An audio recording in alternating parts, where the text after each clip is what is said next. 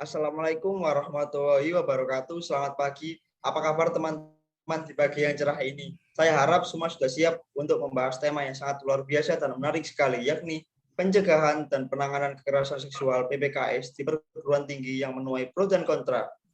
Kita akan membahas materi ini dari 6 pembicara yang sangat luar biasa. Yang pertama adalah dosen Ubara, yaitu Anastia Putri Kirana. Untuk kesempatan penyampaian materi yang pertama, saya akan berikan kepada dosen Ubara terlebih dahulu. Teman-teman, pembicara ini merupakan dosen di Universitas Bhayangkara Surabaya. Kalau begitu, langsung saja kita persilahkan kepada Anastia Putri Kirana selaku dosen Ubara untuk menyampaikan materinya. Boleh tepuk tangannya luar biasa untuk dosen Ubara. Terima kasih atas kesempatan yang telah diberikan kepada saya. Di sini saya selaku perwakilan dosen Universitas Bhayangkara Surabaya. Saya menyatakan bahwa pada saat ini kampus belum dikatakan sebagai tempat yang aman. Kasus kekerasan seksual di kampus pada saat ini masih dipandang sebagai tindakan asusila belaka pada lingkungan sivitas akademik. Padahal pada kenyataannya itu merupakan kejahatan yang melanggar hak asasi dan martabat korban yang berakibat mendapatkan stigma jelek dalam lingkungan sosial dan kampus. Data perempuan sepanjang 2015-2020 di kampus menunjukkan dari keseluruhan pengaduan kekerasan seksual yang berasal dari lembaga pendidikan, sebanyak 27% kasus yang terjadi di perguruan tinggi.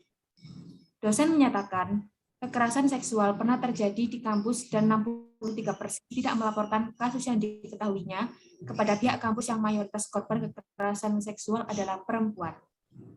Oleh karena itu, kegiatan ini diselenggarakan dengan harapan mampu menghilangkan aksi terjadinya kejahatan kekerasan seksual dan menghilangkan rasa trauma kepada korban yang bersangkutan, khususnya mahasiswa Ubara Surabaya. Terima kasih. Baik, terima kasih kepada Anastia Putri Kirana selaku dosen Ubara. Untuk selanjutnya, penyampaian materi akan diberikan oleh Kemendikbud. Untuknya, saya persilahkan. Baik, terima kasih atas kesempatannya. Di sini, saya selaku perwakilan dari Kemendikbud ingin menyampaikan bahwa topik utama dari adanya Permendikbudristek nomor 30 tahun 2021, yaitu tentang pencegahan kekerasan seksual di lingkungan kampus. Jadi ruang lingkup dari peraturan ini hanya mengatur mengenai kekerasan seksual, meskipun dengan adanya peraturan tersebut, bukan berarti tindakan di luar kekerasan seksual boleh dilakukan. Ini juga menjadi bukti bahwa kami sudah berusaha menciptakan ruang aman bagi mahasiswa di institusi pendidikan. Kami juga terbuka atas semua masukan dan beragam respon yang muncul terkait peraturan ini. Hal ini menjadi tanda bahwa masih banyak yang peduli dan memikirkan generasi penerus bangsa ini. Terima kasih. Terima kasih penyampaian materi dari Kemendikbud tentang Permendikbudristek nomor 30 tahun 2021. Untuk pemateri selanjutnya, kami persilakan kepada Safira Firdaus selaku pengamat sosial. Untuknya dipersilahkan. Terima kasih atas kesempatannya. Isu kekerasan seksual harus menjadi perhatian. Dalam beberapa tahun terakhir, kasus kekerasan seksual tidak hentinya terjadi di lingkungan kampus. Tindak kekerasan seksual, korban akan mengalami berbagai bentuk kekerasan yaitu fisik, psikis, seksual, sampai sosial. Khususnya masyarakat Indonesia yang masih memegang teguh adat istiadat, sanksi sosial masih diberlakukan, yaitu berupa sanksi diasingkan atau dikeluarkan dari lingkungan masyarakat. Yang seharusnya korban harus mendapatkan dukungan dari berbagai pihak, bukan malah dikucilkan, yang akan membuat korban semakin terpuruk atas keadaannya. Kondisi ini tentunya sangat memberatkan bagi korban, menjadikan korban tidak memiliki masa depan, trauma yang berkepanjangan bahkan seumur hidup. Seseorang dikatakan sebagai korban kekerasan seksual apabila menderita kerugian fisik, mengalami luka atau kekerasan psikologis, trauma emosional, tidak hanya dipandang dari aspek legal, tetapi juga sosial dan kultural. Bersamaan dengan berbagai penderitaan itu, Dapat juga terjadi kerugian harta benda. Selama ini banyak korban tidak berani bicara atas pelecehan yang dialami karena stigma sosial dan tidak ada jaminan perlindungan dari kampus, hingga kurangnya ada landasan hukum tentang kekerasan seksual tersebut. Diharapkan dengan adanya Permendikbudristek nomor 30 tahun 2021 ini bisa membantu para korban untuk mengangkat semua permasalahan kekerasan seksual yang ada di lingkup perguruan tinggi dan sekitarnya. Untuk itu, agar korban mendapatkan keadilan yang seadil-adilnya. Terima kasih. Baik, terima kasih kepada Ibu Safira Firdaus selaku pengamat sosial. Untuk penyampaian materi yang berikutnya akan diberikan tanggapan oleh Reza Mia Anggraini selaku BEM Universitas Bayangkara Surabaya. Untuknya dipersilahkan. BEM Ubhara menyatakan mendukung penuh Permendikbudristek tentang PPKN karena memang sudah lama keras di dalam kampus hadir dan belum terselesaikan. Menurut kami, Permendikbudristek ini sudah sangat komprehensif karena tidak hanya pada penanganan, misalnya pada sanksi, tapi juga pendampingan, pencegahan sampai ke pemulihan korban yang mana menjadi fokus utama penanganan kekerasan seksual. Itu bukan untuk melegalisasi seks bebas, tetapi untuk menekankan bahwa selama ini banyak kasus kekerasan seksual yang dianggap sebagai kejadian suka sama suka, sehingga lolos dan tidak ditindak sebagaimana mestinya. Selain itu, BEM Ubhara menekankan dalam penyelesaian kasus hukum seperti kekerasan seksual, konsep persetujuan seksual dihadirkan untuk melihat seberapa timpang relasi kuasa antara pelaku dan korban. Selain itu, persetujuan tersebut dihadirkan karena masih banyak orang atau alat penegak hukum yang tidak berperspektif. BEM Ubhara mendorong pemerintah untuk merevisi Permendikbud terkait frasa tanpa persetujuan korban, karena berpotensi ditafsirkan melegalkan seks bebas jika kedua belah pihak saling menyetujui. Dari kami, BEM Ubhara lebih mendorong ke arah revisi Permendikbud 30 terkhusus dalam frasa tanpa persetujuan yang berpotensi melegalkan seks bebas dalam lingkungan kampus jika dijalankan. Terima kasih. Baik, terima kasih. Untuk sesi penyampaian materi selanjutnya, kita menghadirkan Salsabila Putri sebagai saksi. Kalau begitu, langsung saja kita persilahkan kepada Salsabila Putri selaku saksi untuk menyampaikan materinya. Terima kasih atas waktu yang sudah diberikan, dan saya sebagai saksi, hal yang pertama kali saya lakukan adalah saya harus memastikan apakah itu benar pelecehan atau tidak. Dan saya memastikan apakah situasi aman dalam artian pelaku tidak membawa senjata tajam dan sejenisnya. Jika sudah, kemudian saya mendokumentasikan hal tersebut dan langsung berada di tengah-tengah mereka dan mengatakan, "Hai, apakah baru udah lama nggak ketemu nih?" Jadi saya berpura-pura seolah saya adalah teman korban. Dan hal tersebut akan membuat pelaku merasa terganggu atau mendistract pelaku agar langsung pergi. Setelah pelaku pergi, saya mengecek keadaan korban sembari saya kasih lihat dokumentasi yang sudah saya rekam dan bertanya, "Ini dokumentasinya mau diapain? Mau aku kirim? Terus terserah mau kamu apain." Setelah itu, saya menegur korban seperti menanyakan, "Are you okay? Mau kemana? Atau mau aku antar?" Agar si korban bisa merasa sedikit lega dan aman. Itu saja yang bisa saya sampaikan. Terima kasih. Baik, terima kasih penyampaian materinya dari saksi. Untuk selanjutnya, kita akan memberikan kesempatan kepada psikolog untuk menyampaikan materinya. Baik, terima kasih atas moderator telah memberikan waktunya. Sebelumnya saya ingin berterima kasih atas keberanian saksi yang sudah mencoba untuk menghalangi perilaku tidak baik oleh calon pelaku kepada korban. Sebenarnya memang hal ini sudah banyak terjadi ya, apalagi di lingkup perguruan tinggi. Umumnya emang lebih banyak kemungkinan bisa terjadi pada mahasiswa dan mahasiswi ataupun sebaliknya.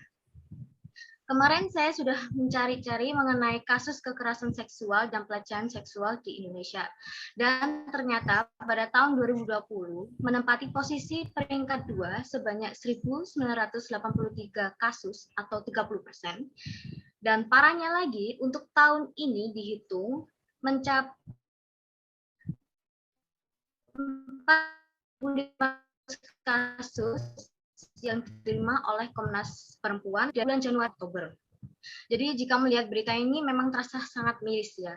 Ternyata kasus kekerasan seksual ini bukan berkurang, namun semakin menaik dan melonjak terus-menerus. Kembali lagi ke fokus utama kita, yaitu pembahasan mengenai kasus kekerasan seksual di Universitas Bhayangkara. Dari saya sebagai seorang psikolog, tentu saja saya memikirkan dampak buruk terhadap psikis korban. Dampak yang pasti diterima oleh korban yaitu adalah trauma. Trauma merupakan salah satu hal utama yang diterima oleh korban. Sebelumnya, saya sangat setuju dengan Ibu Safira selaku pengamat sosial mengenai trauma yang berkepanjangan atau bahkan bisa sampai seumur hidup. Itu sangat benar sekali. Lalu, hal yang diterima oleh dampak korban yaitu kemungkinan besar akan membuat mereka menjadi antisosial. Antisosial ini mungkin mereka bisa sangat anti kepada orang lain atau laki-laki, terutama dalam hal bersosialisasi. Selain itu, dampak lainnya yaitu memiliki perasaan bahwa dirinya sudah tidak berharga dan tidak memiliki harapan lagi. Hal ini dikarenakan efek dari celaan orang-orang yang padahal orang-orang tersebut tidak tahu menahu mengenai kronologi pelecehan terhadap korban. Selain trauma dan memiliki perasaan tidak berharga lagi, dampak buruk lainnya adalah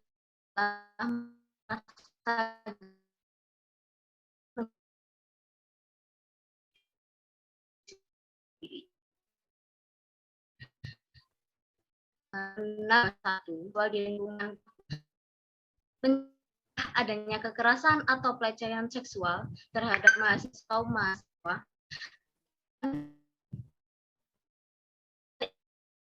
tidak hanya menjadi rencana saja. Itu saja mungkin. Terima kasih atas waktunya. Terima kasih kepada Nur Fitri Ana Melati selaku psikolog penyamateri yang kali kita akan memberikan pihak kepolisian, yaitu Bapak Ahmad Ikro Maulidi. Waktunya, selamat pagi semuanya. Kami menanggapi dari kejadian hari ini atau kejadian lalu-lalu tentang pelecehan seksual di kampus. Kami dari pihak kepolisian sungguh menyayangkan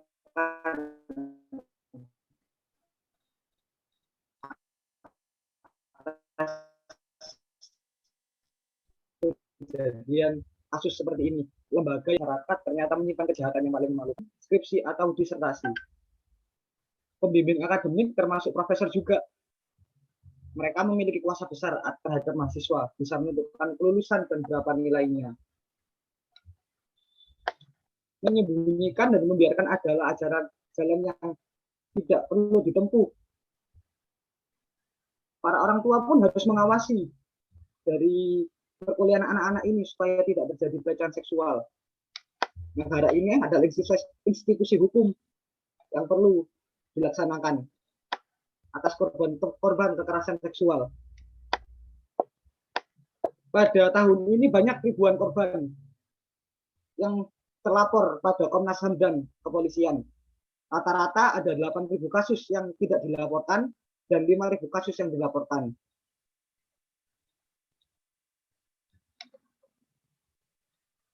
Belum lama ini terbit Permendikbud yang mengatur tentang kekerasan seksual di kampus.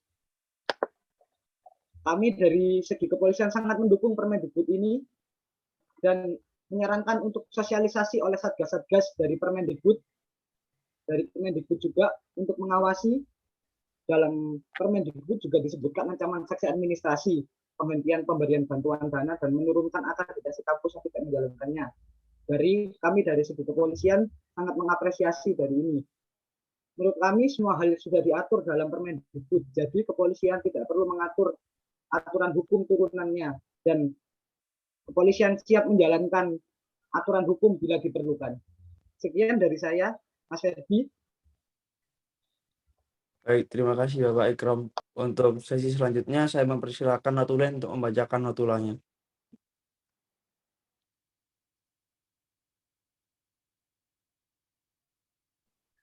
Sebelumnya, terima kasih kepada moderator, para narasumber yang telah hadir, dan saksi yang telah berani mengungkapkan kasus ini. Di sini saya Niputu Karin sebagai notulis akan membacakan kesimpulan diskusi hari ini, tanggal 20 Desember 2021, yang membahas pencegahan dan penanganan kekerasan seksual di wilayah perguruan tinggi. Kasus kekerasan seksual di kampus pada saat ini sangat dipandang sebagai tindakan asusila yang semakin menambah jumlah korban. Tidak hanya melanggar hak asasi dan martabat korban, namun juga membuat stigma jelek yang berdampak pada kampus. Banyak juga korban yang kebanyakan wanita ini menutup mulut atas kasus karena takut diancam atau sebagainya. Pemerintah membuat Permendikbudristek nomor 30 tahun 2021 yang membahas mengenai kekerasan seksual ini. Diharapkan peraturan ini bisa membantu para korban untuk berani bersuara dengan apa yang sudah dialami. Selain dapat bersuara, korban juga mendapat keadilan, karena sudah ada dasar hukumnya, dan diharapkan kasus ini bisa mendapat keadilan sesuai dengan kenyataan yang ada. Korban harusnya didukung, bukan diacuhkan. Terima kasih, sekian dari saya kembalikan pada moderator. Baik, terima kasih. Hadirin Bapak Ibu yang berbahagia, Alhamdulillah rangkaian sesi rapat diskusi panel pada hari ini sudah terlaksana dengan baik. Kami ucapkan terima kasih kepada para pemateri kita pada hari ini yang sudah menyempatkan waktunya untuk berbagi ilmu dan masukan kepada kita semua. Akhir kata, saya Ferdi selaku moderator pamit undur diri. Terima kasih atas perhatian Anda. Wassalamualaikum warahmatullahi wabarakatuh. Waalaikumsalam warahmatullahi wabarakatuh.